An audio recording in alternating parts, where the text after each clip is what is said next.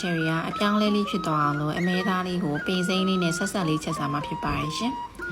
ပထမဦးဆုံးအမဲသားလေးကိုစားအချုံမုံဆွနေမုံတို့ကိုထည့်ပြီးတော့တည်ချာလေးနှဲပြီးနိုင်ဝက်လောက်နှောက်ထားလိုက်ပါမယ်ရှင်ပြီးရင်တော့အိုးလေးကိုစီထည့်ပြီးတော့ဆွနေမုံလေးထည့်တယ်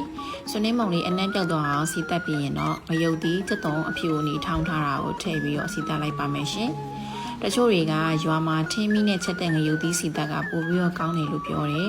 အခုဒဲနီလေးကိုလည်းပိတ်လိုက်ဖွင့်လိုက်နေပေါ့နော်ကြကြလေးစီတက်ပြီးရင်လည်းမှုမွေးလေးနဲ့စားလို့ကောင်းပါတယ်စီတက်ပြီးရင်တော့နေထားတဲ့အမဲသားတွေကိုထည့်ပြီးတော့လုံးပေးလိုက်ပါမယ်ရှင်အမဲသားလေးကနိုးဤသွားပြီးတော့စီပြန်လာတဲ့အထိစိတ်ရှိရှိလေးနဲ့မှုတ်ပေးပါမယ်ရှင်ပြီးရင်တော့ cherry ကတော့အဖုံးလေးပိတ်ပြီးတော့ထားလိုက်ပါရဲ့နော်အမဲသားတွေကရေတွေထွက်လာပြီးတော့စီပြန်လာပြီးဆိုတော့မှ cherry ကစုံစည်းရေလေးထည့်ပေးပါမယ်စုံစည်းရေဆိုတာဘာလဲလို့ခဏခဏမသိတဲ့လူတွေမေးလို့ပါရှင်ငရုတ်သီးထောင်းထားတဲ့ငရုတ်စုံကိုစီးထားတဲ့ရေကိုပြောတာပါရှင်ပြီးရင်တော့အဖုံးလေးပိတ်ပြီးတော့တည်ထားလိုက်ပါမယ်စုံစည်းရေလေးလည်းစီပြန်လာပြီးဆိုတော့မှအမဲသားနူးအောင်လို့ရေလေးကိုခက်မြက်မြက်လေးထည့်ပေးလိုက်ပါတယ် cherry ကအမဲသားကိုပပလေးလှီးထားတဲ့အတွက်အချက်လည်းမြန်ပါတယ်